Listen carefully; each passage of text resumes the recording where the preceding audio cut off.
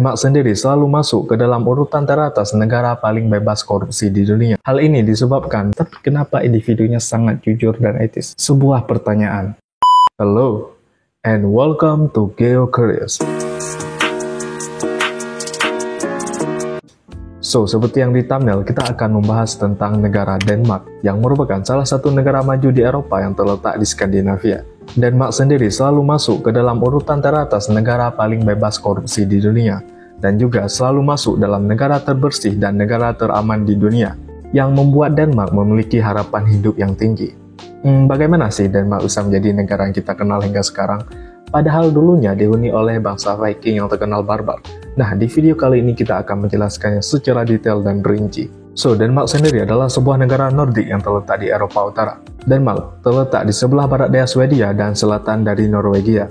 Denmark juga berbatasan dengan Laut Baltik dan Laut Utara. Wilayahnya meliputi sebuah semenanjung di Jerman Utara yang bernama Jylland atau Jutlandia, Kepulauan Finn, dan ratusan pulau kecil lainnya yang sering disebut dengan Kepulauan Denmark. Kerajaan Denmark sendiri juga meliputi wilayah teritori yang lain seperti Kepulauan Faroe dan juga Greenland. Nah, setiap daerah mempunyai ciri khas dalam sejarah, bahasa, dan budaya masing-masing.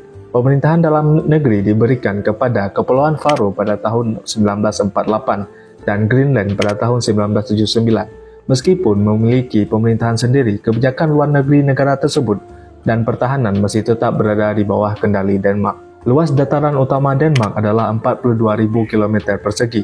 Denmark sendiri beribu kota di Copenhagen, dan Denmark terbagi menjadi 5 wilayah utama yang disebut regional atau region, dan 2 teritori otonom yaitu Greenland dan Kepulauan Faroe, seperti yang kita jelaskan sebelumnya. Denmark memiliki sistem pemerintahan monarki konstitusional, artinya Denmark adalah negara yang dipimpin oleh seorang raja atau ratu sebagai kepala negara. Namun kekuasaannya dibatasi oleh undang-undang dan konstitusi. Ratu Margaret II saat ini adalah kepala negara Denmark sejak tahun 1972. Perdana Menteri Denmark adalah kepala pemerintahan dan bertanggung jawab atas kebijakan pemerintahan sehari-hari. So, the first topic, geografi. Denmark sendiri sebenarnya adalah wilayah dataran rendah yang rata-rata terletak tidak lebih dari 30 meter di atas permukaan laut. Titik tertinggi di negara ini yang hanya mencapai 173 meter di atas permukaan laut adalah Bukit Hutan Yading yang terletak di Jutlandia, tepatnya di bagian tengah timur Denmark. Sedangkan di sisi pesisir Denmark memiliki garis pantai yang panjang dan berbatasan dengan Laut Baltik di sebelah timur dan Laut Utara di sebelah barat. Pelabuhan-pelabuhan yang strategis dan pantai yang indah telah memberikan dampak positif terhadap sejarah perekonomian Denmark. Dengan sejarah maritim yang kuat, Denmark juga dikenal dengan saluran-saluran kecil dan teluk-teluk yang membentuk pesisir yang sangat menarik. Tidak seperti negara di Skandinavia yang lainnya, iklim di Denmark cenderung bersifat laut dengan musim dingin yang relatif ringan dan musim panas yang lebih sejuk. Karena Denmark ada di belahan utara, panjangnya siang dan malam bervariasi.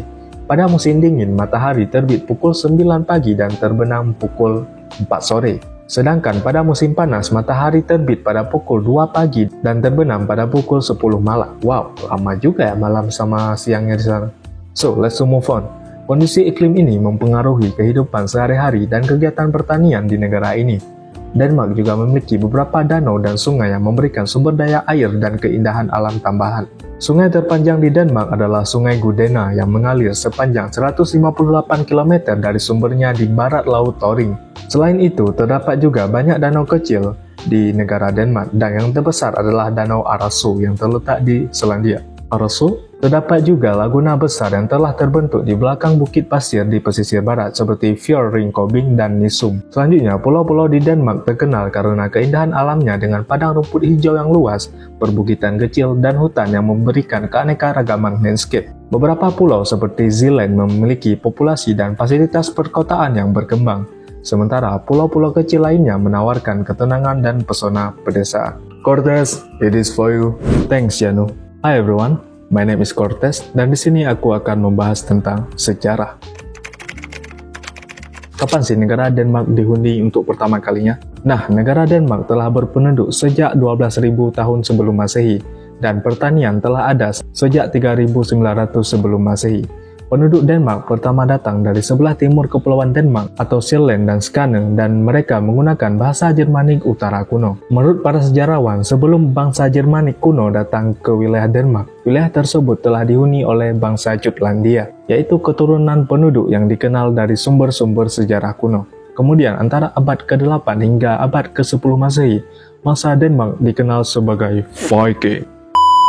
Bersama dengan orang-orang Norwegia dan juga Swedia, mereka melakukan kolonialisasi, berlomba berdagang ke semua bagian di Eropa. Pertama kali penjelajahan Viking menemukan Islandia melalui kecelakaan. Buat kalian yang belum tahu, Islandia itu Iceland atau Islandia yang kita kenal sekarang, yang ditemukan pada abad ke-9 Masehi melalui jalur Kepulauan Faroe, dan mereka juga menemukan Kepulauan Faroe. Dan akhirnya mereka menemukan pulau lagi, yaitu Kepulauan Finland, yang kini dikenal sebagai Newfoundland. Nah, Newfoundland sendiri merupakan salah satu wilayah di Kanada yang sekarang.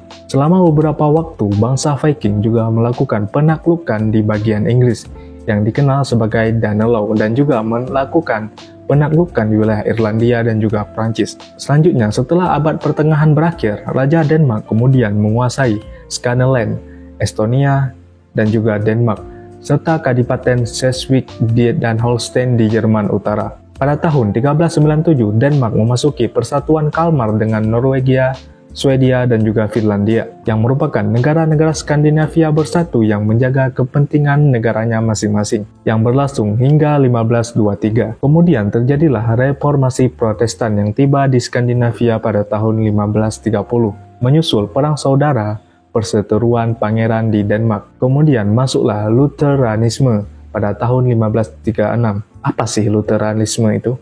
Nah, Lutheranisme adalah salah satu aliran dalam kekristenan yang berasal dari reformasi Protestan pada abad ke-16.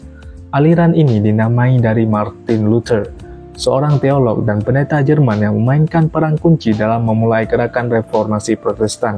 Lalu, pada tahun itu, Denmark memasuki persatuan dengan Norwegia dan juga koloninya. Artinya, pada saat itu, Denmark dan Norwegia bersatu menjadi dalam suatu negara atau satu pemerintahan. Pada awal abad ke-19 terjadinya Perang Napoleon yang mengakhiri era perdamaian di Denmark dan Norwegia yang telah berlangsung sejak tahun 1720-an. Perjanjian netralitas bersenjata tahun 1794 antara Denmark dan Swedia yang diikuti oleh Rusia dan Prusia pada tahun 1800 dianggap bermusuhan oleh Inggris Raya.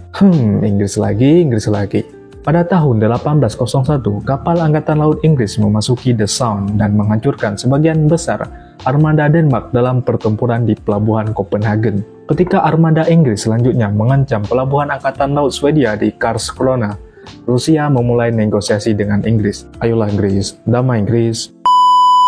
Hasilnya adalah kompromi yang terpaksa diadopsi oleh Swedia pada tahun 1802. Meskipun kebijakan netralitas bersenjata Denmark telah gagal pada saat itu, namun Denmark tetap berhasil menghindari peperangan hingga tahun 1807 dan mendapatkan keuntungan dari perdagangan dengan pihak yang berperang. Cerdas! Setelah terjadinya berbagai peperangan, Denmark akhirnya memutuskan untuk menjadi negara netral dan tetap netral dalam Perang Dunia I dan II. Setelah perang, Denmark menjadi salah satu anggota pendiri PBB dan NATO. Dan pada tahun 1973 bergabung dengan Masyarakat Ekonomi Eropa, yang kemudian disebut dengan Uni Eropa. Thanks Janu, bagianku sudah selesai. Ciao. Thanks Cortez. So, let's to move on to demografi.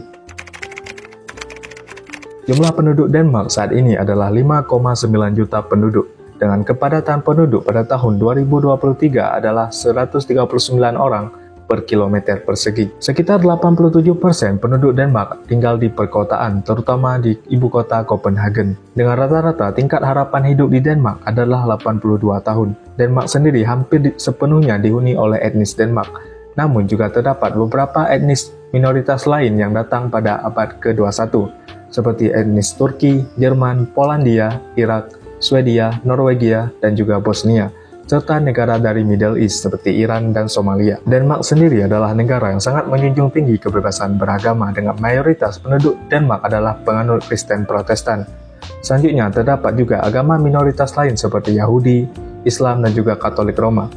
Dan juga terdapat sebagian besar penduduk Denmark yang mengaku tidak beragama. Nah, seperti yang kita bahas sebelumnya, Denmark dinobatkan sebagai negara terbersih dan paling ramah lingkungan di tahun 2020 dengan meraih total skor API 82,5.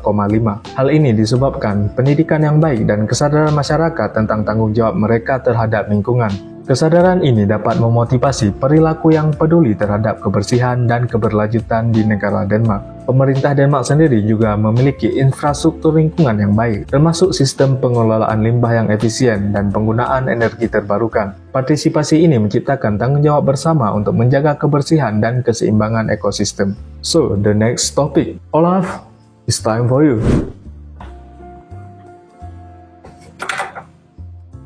Thanks, Janu. Hi everyone, my name is Olaf dan aku anak magang di Geo Careers. So, kita akan membahas tentang ekonomi. Seperti yang dijelaskan sebelumnya, Denmark merupakan salah satu negara di Eropa dengan ekonomi yang sangat maju. Denmark mempunyai standar hidup yang tinggi dengan produk nasional bruto per kapitanya yang termasuk tertinggi di dunia, dengan layanan sosial yang berkembang dengan baik. Perekonomian terutama didasarkan pada industri jasa, perdagangan, dan manufaktur, dan hanya sebagian kecil penduduknya yang bekerja di bidang pertanian dan perikanan. Nah, mata uang Denmark sendiri adalah kron Denmark, dan pasar ekspor terpenting bagi Denmark adalah Jerman dan Swedia. Selain kedua negara tersebut, Belanda juga merupakan mitra impor utama Denmark. Di luar Eropa, Amerika Serikat dan Jepang adalah mitra dagang Denmark yang paling penting. Dan berikut adalah beberapa produk ekspor penting dari negara Denmark. Yang pertama ada barang manufaktur. Denmark terkenal dengan ekspornya dalam bidang manufaktur, terutama produk-produk seperti peralatan elektronik, farmasi, dan juga peralatan transportasi. Perusahaan seperti Maersk yang merupakan perusahaan pengiriman dan logistik terbesar di dunia, yang menjadi kontributor utama dalam ekspor manufaktur. Selanjutnya, di produk makanan, industri makanan dan minuman juga memiliki peran signifikan dalam ekspor di Denmark. Produk susu, daging babi, dan bir Denmark dikenal di pasar internasional dan juga menghasilkan pendapatan devisa bagi negara. Selain itu, Denmark juga mengandalkan energi terbarukan. Mereka menjadi pemimpin dalam pengembangan energi angin dan menjual berbagai teknologi terkait ke berbagai negara. Selain sektor dagang, sektor jasa juga berperan penting dalam pendapatan ekspor Denmark, seperti jasa keuangan. Denmark memiliki sektor jasa keuangan yang signifikan dengan perusahaan-perusahaan seperti Danske Bank yang menjadi pemain utama di pasar ini. Keuangan dan asuransi menjadi kontributor penting terhadap ekspor jasa di Denmark. Selanjutnya, terdapat juga sektor jasa di teknologi informasi dan komunikasi. Industri teknologi informasi dan komunikasi berkembang pesat di negara ini, dengan perusahaan Denmark terlibat dalam pengembangan solusi perangkat lunak, layanan konsultasi TI, dan teknologi digital. Denmark dikenal dengan layanan kesehatan berkualitas tinggi dan industri farmasi yang maju. Perusahaan farmasi Denmark seperti Novo Nordisk memiliki dampak besar dalam ekspor jasa kesehatan. Seperti yang kita bahas di awal, Denmark dikenal sebagai salah satu negara dengan tingkat korupsi yang rendah di dunia. Dan Denmark kembali dinobatkan sebagai negara paling anti korupsi pada tahun 2022. Menurut laporan Transparansi Internasional atau TI, Indeks Persepsi Korupsi atau IPK negara ini sebesar 90 poin, dari skala 0 sampai 100 pada tahun lalu. Jadi, semakin tinggi poinnya, maka tingkat korupsinya juga semakin rendah. Nah, menurut laporan tersebut, Denmark telah menyabet titel negara paling anti korupsi di dunia berturut-turut sejak 2012. Wow! Kapan ya Indonesia bisa kayak gitu? Ya, semogalah. Nah, apa sih faktor-faktor yang menyebabkan tingkat korupsi rendah di negara Denmark? Ada beberapa faktor yang menyebabkan mengapa Denmark berhasil mempertahankan korupsi yang rendah. Yang pertama, pemerintah Denmark mempromosikan transparansi dan akuntabilitas dalam semua lapisan pemerintahan. Adanya lembaga-lembaga independen seperti Ombudsman Denmark yang bertanggung jawab untuk meninjau keluhan masyarakat terkait tindakan pemerintah dan membantu menjaga akuntabilitas. Jadi, setiap pencatatan keuangan di Denmark itu transparansi. Selanjutnya, dari masyarakat Denmark sendiri memiliki kesadaran yang tinggi akan nilai-nilai etika dan anti korupsi. Budaya ini memberikan tekanan moral pada individu dan institusi untuk bertindak secara jujur dan etis. Padahal Denmark sendiri bukan negara yang taat beragama dan bahkan banyak ateis, tapi kenapa individunya sangat jujur dan etis? Sebuah pertanyaan. Dan faktor yang ketiga adalah tingkat kesejahteraan sosial yang tinggi dan pendapatan per kapita yang baik dapat mengurangi insentif untuk terlibat dalam tindakan korupsi. Jadi karena pendapatan negara tinggi dan juga pendapatan penduduknya yang tinggi, jadi tingkat korupsinya rendah. Tapi itu kembali ke moral sih. Ada orang yang mempunyai pendapatan tinggi, tetapi pada dasarnya udah suka korupsi dan mengambil hak orang lain, juga tetap akan melakukannya. Seperti di salah satu negara. Taulah negara mana. So, bagian aku sudah selesai. Kembalikan kepada Anda, Janu, take it away. Thank you, Olaf. So, the next topic, pariwisata. Apa yang kalian bayangkan tentang pariwisata di Denmark? Kota Copenhagen, melihat negara terbersih di dunia, atau keindahan alamnya? Denmark sendiri menawarkan pengalaman pariwisata yang unik, dengan campuran keindahan alam, warisan sejarah, dan budaya yang kaya. Dan berikut adalah beberapa pariwisata utama dan tempat menarik di Denmark. Yang pertama tentu saja kota Copenhagen. Copenhagen adalah kota yang dinamis dengan perpaduan arsitektur modern dan sejarah. Di kota ini terdapat beberapa tempat menarik seperti Taman Tivoli yang merupakan salah satu taman hiburan tertua di dunia. Selanjutnya ada Den Lille Havfrue atau Patung Putri Duyung, salah satu ikon Denmark yang terletak di pelabuhan. Selanjutnya di Naihan terdapat pelabuhan berwarna-warni yang terkenal di Copenhagen. Naihan sendiri menawarkan suasana yang hidup dengan restoran, kafe, dan juga perahu layar tradisional yang bisa kamu nikmati di sana. Selanjutnya ada Odense yang merupakan kota kelahiran Hans Christian Andersen. Odense sendiri menampilkan museum dan situs bersejarah terkait kehidupan dan karya penulis dongeng terkenal itu. Selanjutnya ada Frederiksborg Castle yang merupakan istana megah yang terletak di Hillerød dan menampilkan arsitektur istana klasik, taman yang indah, dan Museum Nasional Sejarah Denmark di dalamnya. Jika kamu bosan dengan nuansa klasik dan ingin mengunjungi tempat alternatif lain di Denmark, kamu bisa datang ke Legoland Billund, merupakan taman hiburan yang menawarkan pengalaman yang menyenangkan dengan replika Lego yang mengagumkan dan wahana permainan yang sangat variatif. Dan juga terdapat beberapa tempat lain di Denmark seperti Aarhus, Skagen, Måneskin, dan Roskilde. Nah, tidak lengkap rasanya jika kita mengunjungi suatu negara tanpa mencoba makanan khas daerahnya. Dan berikut beberapa makanan khas negara Denmark seperti smørrebrød, frikadeller, rugbrød, koldskål, dan småkager. So, inilah informasi tentang negara Denmark. Semoga memberikan kalian pengetahuan lebih tentang negara ini. Thanks for watching this video. Don't forget to like, comment, and subscribe. See you and bye-bye.